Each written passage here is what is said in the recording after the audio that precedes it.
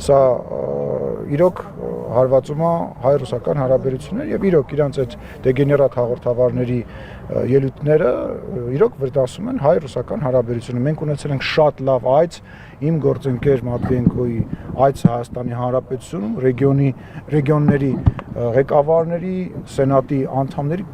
շատ լավ այց ենք ունեցել, շատ անկեղծ։ Ու հիմա այդ մարդիկ,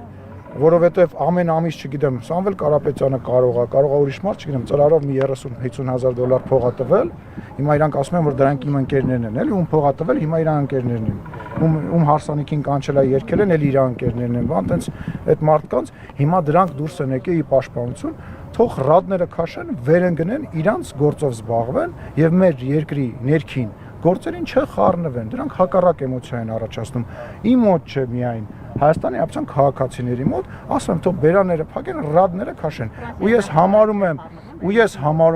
ես համարում եմ, որ մենք շատ լրջորեն այս բաների հետևանքով պետք է արդեն քննարկենք ռուսական հեռուստաալիքների հեռարձակումը դադարեցնելու հարցը Հայաստանի Հանրապետության տարածքում։